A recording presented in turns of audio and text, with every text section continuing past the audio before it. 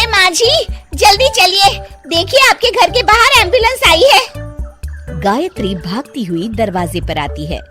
तभी उसकी बहू चांदनी को एम्बुलेंस से बाहर लाया जाता है। हे भगवान, ये मेरी बहू को क्या हो गया? एक्सीडेंट हो गया माँ जी। अरे लेकिन ये कैसा एक्सीडेंट है? चोट तो कहीं नजर नहीं आ रही। अरे माँ जी, दिमाग में अंदरूनी चोट लगी है और ये अपनी याददाश्त खो बैठी है। हैं? मेरी बहू याददाश्त खो बैठी है, अब क्या होगा? आप फिक्र मत करिए, बस इनका अच्छे तरीके से ख्याल रखिए। मैंने दवाइयाँ दे दी हैं, अब मैं चलता हूँ।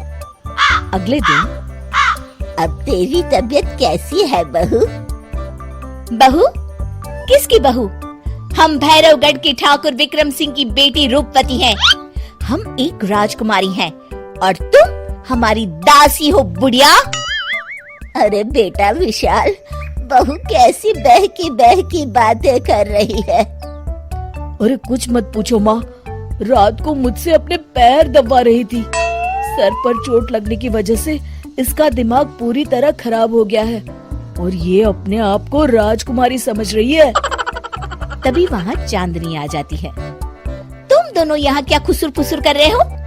कहीं तुम दोनों मिलकर हमारे खिलाफ कोई षड्यंत्र तो नहीं रच रहे हो? हम तुम्हारा सर तलवार से उड़वा देंगे, समझे? अरे नहीं नहीं राजकुमारी जी, हम तो आपके सेवक हैं। भला हमारी इतनी हिम्मत? कहिए, आपने यहाँ हॉल में आने का कष्ट कैसे किया? हमें बहुत भूख लगी है। ए दासी, जल्दी से हमारे लिए भोजन का प्रबंध करो। आज हम शाही कबाब खाएंगे। विशाल अपनी माँ को चांदनी की बात मानने के लिए इशारा करता है। ठीक है राजकुमारी जी, मैं अभी आपके लिए भोजन लेकर आती हूँ। इस तरह विशाल और उसकी माँ ना चाहते हुए भी चांदनी की जी हजूरी में लगे रहते हैं। लाओ माँ, जल्दी से मेरा टिफिन दो, मुझे देर हो रही है। अरे ठहर जा, जरा दम तो लेने दे मुझे। सारे घर का काम मुझे अकेले को करना पड़ता है। तेरी बीवी तो राजकुमारी बनी बैठी है, सारा दिन हुक्म चलाती रहती है। अरे माँ, मेरा भी तो यही हाल है। फिलहाल तुम मेरा टिफिन दे दो, मैं चला। रुको, कहाँ जा रहे हो? अरे मर गया रे, ये कहाँ से आ धमकी? आज हमारा जुहू चौपाटी घूमने का मूड है और हमें अपने लिए नई साड़ियाँ भी खरीदनी है। चलो जल्दी से अपना वाहन निकालो और हमें ले चलो।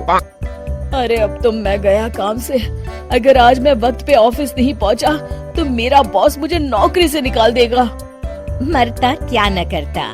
आखिरकार विशाल चांदनी को घुमाने ले जाता है और चांदनी अपने लिए ढेर सारी शॉपिंग भी करती है। ए दासी, टीवी पर कपिल शर्मा के आने का समय हो गया है, जल्दी से टीवी शुरू करो। अरे वाह, कपिल शर्मा तुझे याद है, बाकी कुछ याद नहीं। बहू तू तो बड़ी चालू लगती है, अपने फायदे की हर चीज तुझे याद रहती है। मैं तो तेरी इस अजीब बीमारी से परेशान हो गई हूँ। अगले दिन, अरे डॉक्टर साहब, आप इतने दिन से मेरी बहू का इलाज कर रहे हैं, लेकिन उसकी बीमारी तो सुधरने के बजाय और बढ़ती जा रही है। अरे माँ जी, ये दिमागी बीमारी है, बेचारी की याददाश्त चली गई है। वापस आने में थोड़ा वक्त तो लगेगा ही ना। गायत्री डॉक्टर से बात कर ही रही होती है कि तभी उसकी पुरानी सहेली शीला वहाँ आ जाती है। शीला को देख अचानक डॉक्टर घबरा जाते हैं। अच्छा माँ जी, मुझे एक मरीज को अर्जेंट देखने जाना है, मैं चलता हूँ। ये कौन था? अरे अब क्या बताऊँ शीला, एक एक्सीडेंट में मेरी बहू की याददाश्त चली गई है। ये डॉक्टर उसका इलाज कर रहा है। ये डॉक्टर कब से बन गया? अरे ये तो चमन पान वाले का लड़का है, सारा दिन नौटंकी करता रहता है। अच्छा तो ये बात है, अब मैं समझी। मेरी बहू और ये पान वाले का लड़का दोनों मिलकर मुझे बेवकूफ बना रहे थे। चल तू मेरे साथ।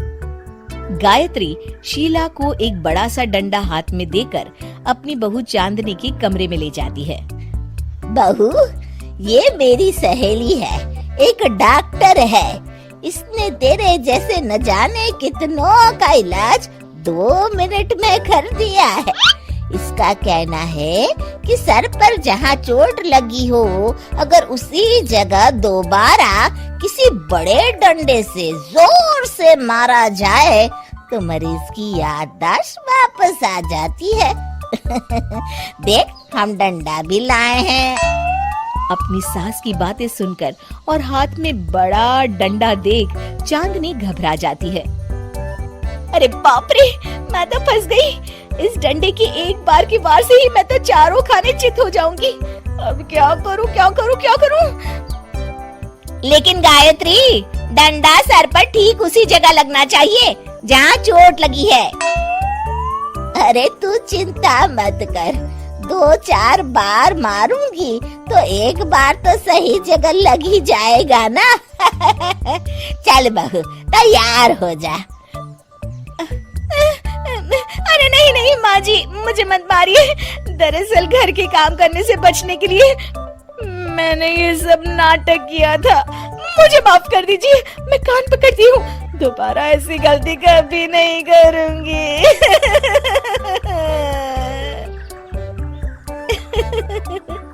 क्यों दोस्तों, कहानी कैसी लगी हमें जरूर बताइएगा।